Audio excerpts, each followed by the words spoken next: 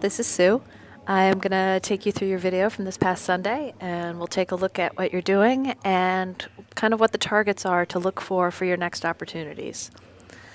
So as we start to look at your swim, we're going to start with the overhead view.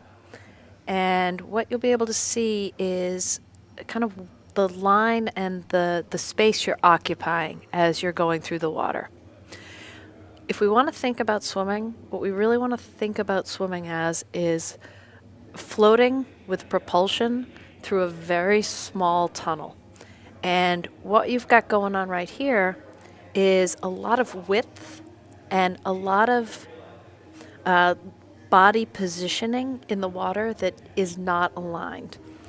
And that creates a lot of resistance, a lot of drag, and in the water, that's really punishing in terms of speed and the amount of work necessary to overcome that. I'm going to go in just a little bit of slow motion. We'll start looking at this left arm up here. And what I want you to see is how far away from the body it is. And as you swing through your recovery, what you're seeing is that arm is quite far away, and you have to decelerate it or slow it down in order to get it entering without crossing over in front of your head. And what you can see here is your hand and your upper arm are kind of slamming into the water or hitting into the water at the same time. And what that tells you is that's just the arm landing in the water, as opposed to you're entering the hand and using the body to extend it in front of you as the elbow unbends. By hitting the arm in the water in this way, with everything coming down at the same time, it actually creates some disruption and some braking force, and it doesn't allow any rotation of your body to help propel that or drive that through the water. If we go a little bit further forward, what you're going to see right here is actually a really nice position. It's an idea that I want you to think about and start to bring in to your idea or your image of swimming. If I put a line in here, I'm going to bring this red line from your tiptoes to your fingertips. And you can see that line, there should be connection along that line. There's a little bit of softness coming out from the side and a little bit of bend coming down here at the knee. As you're getting into this extension position, you want that connection from fingertips to opposite side tiptoes. And then from there, you actually want to keep rotating the body, extending it through just like you are, but along that same line. And you can see what happened here. You actually left that line. And you're doing that in order to balance this other arm coming up out of the water, which you can even see how much work that is having to come from your muscles in order to get that arm up out of the water, because you're lifting really from the shoulder as opposed to bending the elbow, making it a little bit more challenging to maintain your balance through the water and keep that floating, propulsive idea. I'm going to go a little bit further forward because you keep going out away from that very narrow connected line. And at this point here, you've got an arm swinging through the air. You've got an arm pushing out to the side. And the width of your body, I'm going to get rid of this line. I'm going to bring in a completely different line. The width of your body that you're presenting to the surface of the water starts over here and comes all the way across over to about here, because that upper arm is still catching a little bit of water. That's a really wide frontal presentation to the oncoming water. That's an enormous amount of drag or resistance that you have to overcome. As you keep moving forward, at this point, your fingertips on that left side have just started to angle towards the back, but you still have generated zero propulsion to push yourself forward. You're just getting ready to enter this other arm in, and you're using this far arm, this left arm, to maintain your balance as you're doing that. Move a little more forward, and you see that splashdown entry of the whole arm at the same time again. You do get extension out. I'm going to pull that back just a teensy skosh. Okay. You do get the extension out in front of you. Okay. But even here, that idea of rotation or the body extending the arm open as the elbow unbends is a little bit challenging because that arm is already fully extended in the water. You've created effectively very little propulsion from the far side, and most of your propulsion is coming from these legs kicking along, which isn't giving yourself a chance to really capitalize on the connection between an upper body and a lower body chain. So taking that idea of creating propulsion and getting an idea of where you're creating force and how you're moving those arms through the water, we're going to take a look at the frontal view. And we're going to look at a couple things. We're going to look at the width away from your shoulders, and we're going to look at when you change direction to start pushing water back behind you. Okay, if you think about what you're actually doing in the water, what you want to be doing is you want to be changing the direction of your palm so that you're exerting force pushing straight back. If you think back to high school physics, if you push something back, it's going to move forward. If you push something down, it's going to move up. So we want more back, less up. So we'll take a look at what's going on, and you'll get another picture of kind of how wide you are away from the body. Okay, so let's start with that left arm. You can see the left arm, as we talked about in the above view, all entering at once. It is staying above the shoulder, which is phenomenal control on your part. So congratulations on that. That's very challenging to do given the amount of momentum and swing that came into the water. So you've really been very aware of that. Now we want to take this idea of actually getting extension so that there's a line that comes in that works all along the frame of the body. Let's see if I can get that in there. And actually bring it up in the middle and then slide it over to the side. Okay. So if we have a line moving along the frame of the body, we want the whole body coming in on that line. You can see that this area in here is a little bit bent. You want to be able to get that armpit, elbow, fingertips in the same line as the hip and rib cage area. So you end up fingertips, elbow, armpit, rib cage, hip, all the way down the body, lined up on your side. And then when you start to take that first grab of the water, or the idea of the catch, the goal of the catch isn't to move it as fast as possible. The goal of the catch is to move smoothly so that your fingertips point down, your forearm points down with the fingertips, and you create a wall of water that you can push under you, very much as if you were in the deep end of the pool, putting your hands on the side and pressing yourself up out of the pool. This swim, this propulsive float, is a press up. And what we're going to see here is that hand is pushing down and out, and down and out, and down and out. And I keep repeating that because it's still going in that direction. To this point in time, you've created no backward push, so you've created no forward progress. That's a really important idea to capture, because what you've got going here is a kayak. And kayaking works great because when you're holding that kayak paddle, you've got the engine in the middle, and it's a strong engine because it's your whole body. When you're swimming, the engine that is propelling this very long lever are the small muscles of the shoulder. And they're not designed for that. What you want instead is, we'll bring in a couple more lines at this particular point. Okay. What you want instead is an elbow that is higher than the hand, and a paddle that comes down, creating a wall. We'll look at this in a couple different viewpoints. This is your angle right here, right now. A better angle would be to have your fingertips about in this position and your forearm in that position. Because now what you can do is push water with your biceps and your back, straight back, under your hips, towards your toes, so that you move forward in response to that exertion of force. Okay. Right here is your exertion of force. You can actually see the chaos of the bubbles as you're looking at it.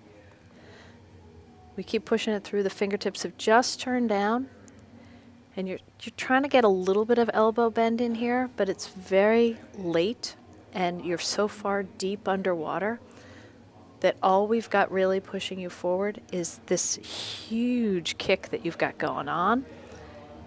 And that huge kick has to work that hard because it has to overcome all of this water, which is quite a lot of resistance to overcome. We keep that moving back. And in here, you start to get into the right position, but you've lost any grip or any catch or any connection you had with the water.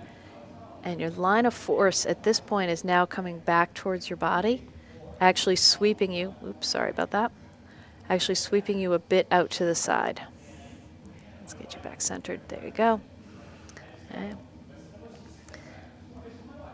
As we move forward a bit more, what's happening here is you've already started to lift that arm out of the water in order to get to that next stroke. Because when you're kayaking, it has to be one arm then the other, one arm then the other. And that's a very inefficient pattern of movement through the water because it's not creating propulsion and it's not capitalizing on moments of low drag. Because right here, you're pulling up, you haven't actually straightened the arm, so you're still pulling up from the shoulder, as opposed to capitalizing on the fact that your elbow bends. When we get to the side view, we'll take a look at kind of a couple things that we can target as your next pieces of motion. For right now, let's take a look at the right side. That right hand entry is still coming in all at once, but you're getting some rotation. You're moving that body line a bit so that the armpit is starting to angle down. The chest is starting to open up to the side. You want the hips to follow the armpit. You want this hip and this armpit to be moving as a unit. I know you saw us do the bird dog on deck. I know you were working incredibly hard to set it up for this incredibly high quality video. But that idea of that bird dog position lets you understand how much work it takes to maintain the length of your body in the water. And then you start to be able to feel what it takes to tip just a bit from side to side to narrow your body position and also allow you to capitalize on the alignment and the force of the push.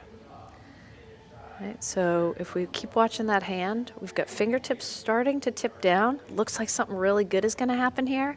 And then you sweep way out to the side. So this is just slicing through the water. You can see the shape of the palm is almost knife-like. Okay, so there is zero force being created or zero propulsion being created. This hand is just trying to reduce the amount of resistance it takes to slide back as quickly as possible. The idea isn't to slide back as quickly as possible, it's to push as much water as possible underneath your body so that your body moves forward. Right? You're just sliding the arm through and getting the next arm, next arm, next arm. And it's just the repetition of those arms moving through the water and that powerful kick that you have. If we can bring this arm into that angled shape with the fingertips underneath the frame of the body or the line of the body, pushing water back straight towards your toes, equal and opposite reaction. You'll move forward much more efficiently. All right, and you can see just there it starts to push back, But look how far away from the body that is. If you tried to lift yourself out of the pool at the edge with your hands that far away, you really wouldn't be able to do it because you can't generate as much force as you need to move as efficiently as you could possibly. And that hand starts to sweep in again towards the hip.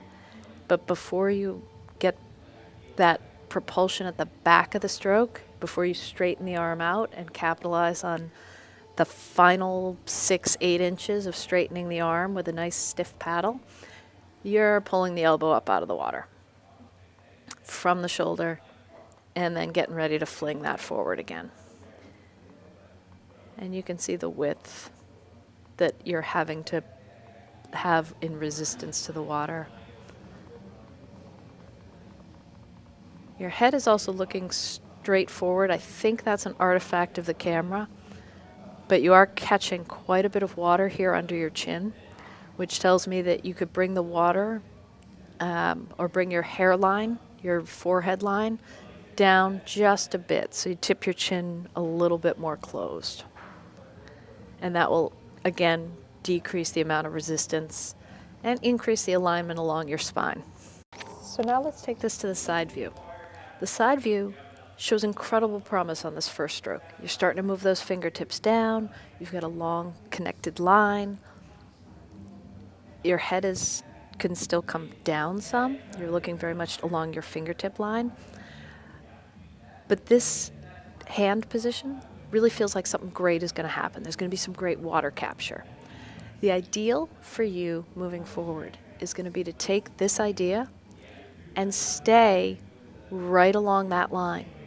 So it becomes a bent elbow with the line of force coming really quite shallow in relation to where you've been, and a whole heck of a lot closer to the body in relation to where you've been. So those fingertips would come down. The line of force would become something about here, and it would be right under the side of your body, pushing straight at your hip all the way until your arm is straight. What I'm going to do is I'm going to leave this line right here, and we're going to push through that first stroke on the right arm. Now, as you come through, you see it move away from the body. You see it swing deep. And then what you see here is all the water gets let go off that hand, and the elbow starts recovering up out of the water. Okay? You don't get any push from pretty much rib cage all the way back past those hips. There's nothing moving you forward. It's losing almost a foot of push for every single arm motion. That's a lot. You can also see something else happening here. Your head is in such a high position that in order to turn it, you're actually lifting your chin up out of the water.